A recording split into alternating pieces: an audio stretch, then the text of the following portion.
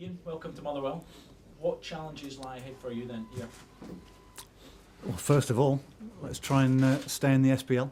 Let's get out of that bottom three as quickly as possible, and then try and hit the standards that Stuart, before he left, over the last 3 or 4 years have been able to attain. So for me, it's quite simple. Short term, stay in the SPL, and then let's see where we go from there. How tough will it be to get back to the standards you mentioned of the Stuart McCall era? Well, they set the bar quite high, but for me, I had a first meeting with the players today. Every day they should be setting the standard high. Every day they should be wanting to get better as players, and as a group. I think when you get that and you get a group working together in tandem, the sky's the limit. You watched the game on Saturday. What did you make of that, and what did you learn about your team? Well, I saw a lot of positives, saw a lot of good things. Of course, there's certain things we can work on, and we will do. But they've had a tough time over the last couple of months with injuries. So it's important we set some good standards, going into training, and making sure that we don't counter any more, if you like. We'll have to just tweak 1 or 2 things. I don't think there's anything major looking at it. And they're good lads, they're good character, they want to work, they want to learn, they want to get better, which is great for a manager like me. In terms of your backroom staff, will you bring somebody in? What's the situation with Kenny Black? I've still got to talk I spoke to Kenny after the game. Obviously the result for both of us was raw, because with the last kick of the game we had a brief chat, 15-20 minutes, and then we're going to have further conversations and see where we are, because I've said to Kenny, I said, I want somebody who knows the game. I've spoken to people about Kenny, a really good character. He's been put in a position here that any caretaker manager is in a difficult situation, and I don't mind people wanting to have that top job, to aspiring to get as far as they can. So I haven't got any problems with that whatsoever, and I feel, only knowing in 48 hours, that he's the type of person I want to work with. Will you still want to bring somebody in, even if Kenny decides to stay, or you decide to keep him? I think there's room for the one member of staff there for an assistant manager. Again, you can try and implement your ways, but I think that takes time. There won't be wholesale changes in the backroom staff, and that's I think that's good for the players. Let's not forget, there has been 3 or 4 years, as I said, of really good achievement. Stuart's gone, and I think the players that have been here, there's a good amount of them still here, worked by the staff that were here as well. So at this moment in time, I have no reason to believe there'll be wholesale changes. What can the fans here expect from you, and what type of manager are you, if you can sum it up? And it might be a difficult question. Listen, I'm very, very passionate about winning games of football. I like to be on the training pitch with the players. I like to coach. Today was more of a watching brief. Let the coaches take things and speak to some of the players. I'm calm, I like to think, on the sidelines. I don't like the emotions to get too high, because I think a manager needs to be able to assess things and without getting embroiled with fourth officials and other managers and whatsoever. So I'm positive. I said it before. I said it last week when I came. I'm a positive guy who likes to work with the players and talk to them, and get the best out of them. I think you were at Celtic Park yesterday. I was, yeah. I think it's going to be a quick learning process, getting up to speed with a league that you're maybe not overly familiar with. What do you know about the kind of top flights? I know a good few players in the league. It was. I think it's my job as a coach, as a scout previously, to know what's going on in football and know what's out there, whether that's Scotland, Ireland, even on the continent. So I'm a student of the game who loves every part of it. And but Celtic Park yesterday was the first time I'd been there, so that was a lesson for me. And I saw a St Mirren side that will be tough when we go there on Saturday. You're obviously coming in at a time of major change off the park as well. Yeah. You've obviously spoken to Les Hutchison and the other directors and Alan. Mm. But How do you see your ethos fitting in with the ethos of the club going forward as well? Well, I think it almost makes it easier for me in the sense that, you know, there is a new ownership coming on. You know, Les Hutchison fronting now the fan zone club. So now that side of it is sorted, or pretty much sorted. It should make my role easier. It should put the minds of the players at ease. And maybe that's been a factor for, you know, a bit of uncertainty for players. No direction as such, not knowing whether you know, this takeover is going to go ahead, which consortium was going to actually come through, who's going to be manager. It can all be unsettling for players.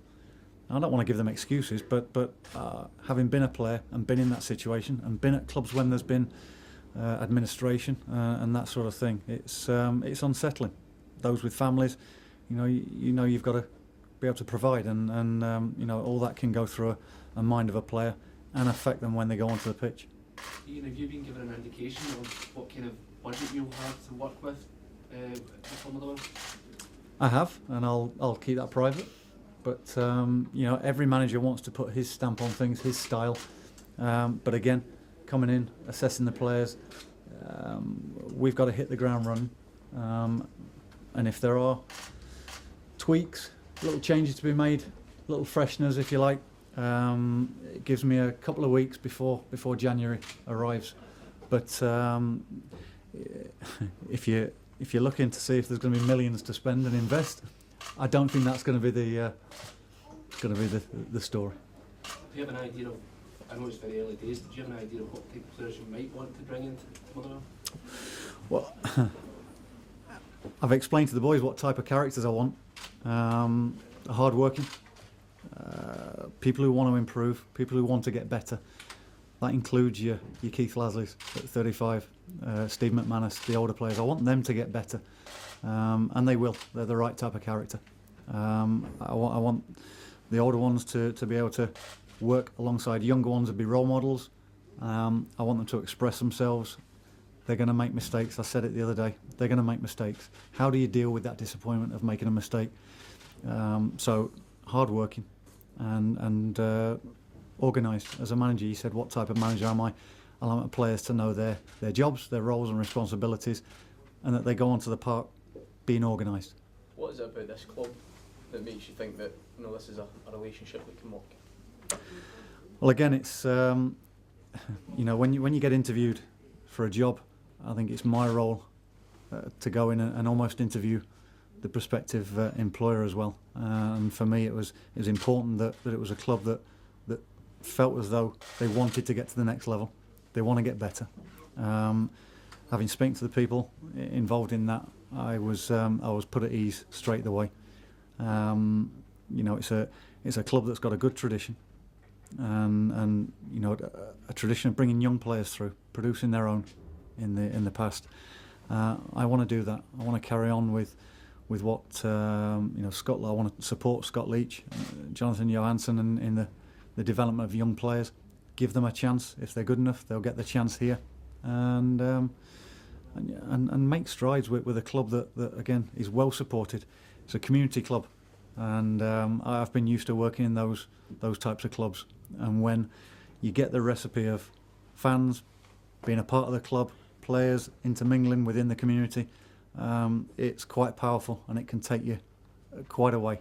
Scunthorpe, we went from League 2 to the Championship, and for a team like that, it was unheard of. And you know, that was those sort of ingredients. That's what it took to get us there. Ian, you came from Sligo, a club that hadn't won the league in 34 years. Yeah. Now at Motherwell, who haven't won the league in even longer. Do you see similarities between the two clubs and what you want to do with the club? Well, it is that type of challenge. Sligo were challenging the few years before that, third, second, and maybe they had the finances that were lower than the Dublin clubs, but you know, you could do something with. When I spoke the other day, I want people to believe that you can go and win the SPL. Can you get there? Who knows? But I want people to have that kind of psyche. And for me, if you go into any competition, whether it's the league, whether it's the Scottish Cup, the League Cup, you want to win it. I don't want to go into a game thinking, oh, well, are we happy with a draw here, or we'll perhaps get beat and let's have damage limitations. That's not me. And for me, why not set your sights that you can maybe get as far as you can. Is it realistic though to think you can win the Scottish Premiership now? Why not? Listen, I'm not saying we're going to go and do it. I'm not going to make predictions here that's the Motherwell fans think, yep, we actually are going to win the league. But why not have that? Anyone in sport. I watched the BBC Sports Personality in Glasgow last night, and you've got so many people there that if they had that sort of mindset that someone's better than me and we're never going to get there, they wouldn't have been on that podium last night. And I'm in this game to win games of football and win as many as I can, and let's see where it takes us. You have to have that. I think that mindset as a player, as a coach, anyone in sport. It's a good first game to have as well coming up this weekend. Yep. We know we're in the middle now of 3 games with Partick Thistle next week. That teams in and around you've got to be taking points off them. We were a kick away from taking 3 points Saturday, which would have been a great start. And we now go to St Mirren, and then we entertain Partick Thistle, that we know are big games, crucial games. And it's one that the players are focused on. We've gone through it this morning. Some of the things that I'd expect to see from Saturday's game to improve, and some of the things that we were really, really good at, and hopefully that'll come to the fore on Saturday. Ian, you've obviously had a lot of success over in Ireland, and then obviously left there 6 months ago, was it? Yeah.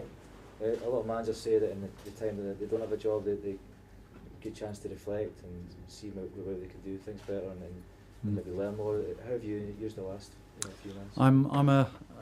I'm a big believer that learn from your past experiences, and I jot things down. I'm a note taker.